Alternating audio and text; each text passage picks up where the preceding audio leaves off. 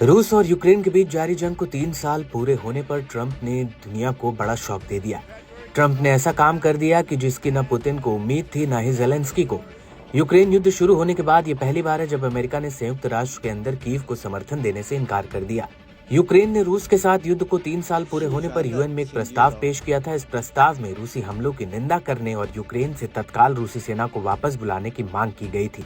प्रस्ताव पर अमेरिका ने अपनी पुरानी नीतियों के खिलाफ जाकर इस प्रस्ताव के विपक्ष में वोट किया।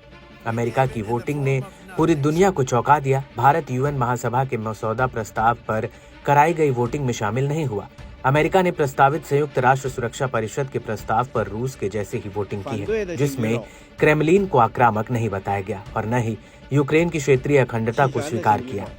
अमेरिका और रूस के बीच ये चौंकाने वाला गठबंधन ऐसे समय में आया है जब ट्रंप प्रशासन की तरफ से युद्ध को समाप्त करने की बातचीत की जा रही है। पिछले कुछ दिनों से प्रेसिडेंट ट्रंप की यूक्रेनी राष्ट्रपति वोलोदिमीर ज़ेलेंस्की के खिलाफ बयानबाजी तेज हो चली है। अमेरिका की तरफ से यूएन में प्रस्ताव पेश किया गया। इसमें न तो रूस का जिक्र था और न ही क्रेमलिन को आक्रामक नहीं किया गया, न ही यूक्रेन की क्षेत्रीय अखंडता को स्वीकार किया गया। अमेरिका ने कहा कि वो लड़ाई को जल्द खत्म करने के यूक्रेन और रूस के बीच स्थायी शांति की अपील करता है। अमेरिका डिप्लोमेट डोरोथी कैमिली शिया ने कहा कि इस तरह के प्रस्ताव युद्ध को रोकने में नाकाम रहे। ये युद्ध अब बहुत लंबा खिंच चुका है। यूक्रेन और रूस के साथ साथ दूसरी जगहों पर भी लोगों को इसकी बहुत बड़ी कीमत चुकानी पड़ रही है। इस प्रस्ताव के जरिए कहा गया था कि रूसी हमला 3 साल से जारी है और इसका विनाशकारी प्रभाव सिर्फ यूक्रेन नहीं बल्कि दुनिया की स्थिरता के लिए खतरा है, जिसमें लाखों की संख्या में लोग मारे गए हैं। इसका असर न सिर्फ देश पर पड़ा है बल्कि पूरी दुनिया पर इस युद्ध का असर देखने को मिला है।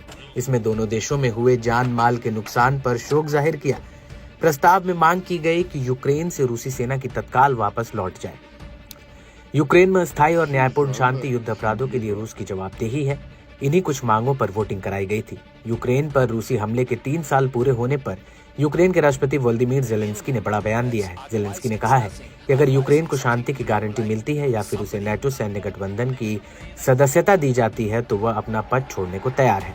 ज़ेलेंस्की ने कहा कि अगर उनके देश को स्थायी शांति प्राप्त होती है तो वह अपना पद छोड़ने को तैयार है।